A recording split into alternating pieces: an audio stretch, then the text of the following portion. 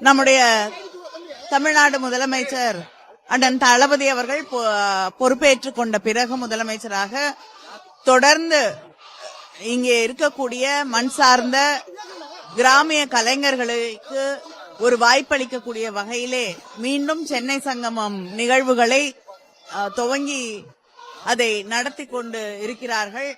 அது மட்டும் இல்லாமல் பல மாவட்ட கிட்டத்தட்ட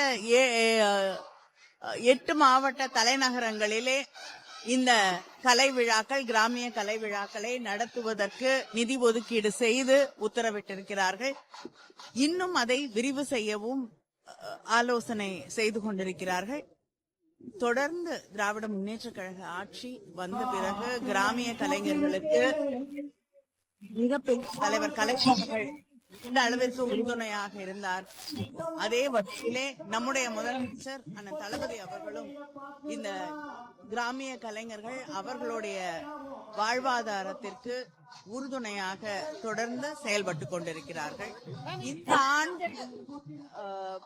இத்தனை ஆண்டுகளையும் விட ஒவ்வொரு ஆண்டும் மக்களுடைய வரவேற்பு இந்த கலை வடிவங்களுக்கு ஒவ்வொரு ஆண்டும் அதிகரித்துக் கொண்டிருப்பதை பார்க்கும் பொழுது மிகப்பெரிய மகிழ்ச்சியும் அந்த கலைஞர்களுக்கு ஒரு பெரிய உந்து சக்தியாகவும் அது அமைகிறது.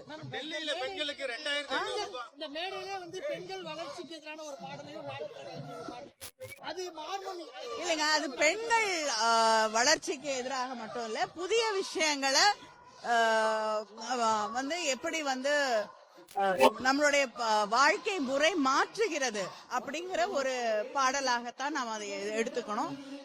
அது எதற்கும் எதிராக இருக்கக்கூடிய ஒரு பாடல் இல்லை. அவர்கள் வாழ்க்கையை எப்படி பார்க்கிறார்கள் அப்படிங்கிறது, அந்த கண்ணோட்டம் சமூகத்தில் மாறும் பொழுதுதான் எல்லா மாறுதல்களும் ஏற்படும்.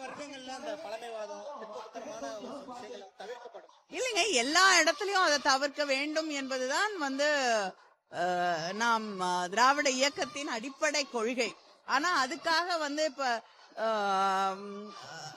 ஒவ்வொருத்தருக்கும் ஒவ்வொரு நம்பிக்கை இருக்கிறது. அந்த நம்பிக்கையின் மீது நாம் திணிக்க முடியாது. ஒரு கலை வடிவத்தின் மீது நம்முடைய நம்பிக்கையை திணிப்பது சரியாக இருக்காது. ஆனா நிச்சயமாக அவர்களுக்கு ஒரு புரிதல் ஏற்பட்டு மாறுதல் நிச்சயமாக ஏற்படுத்தப்படும்.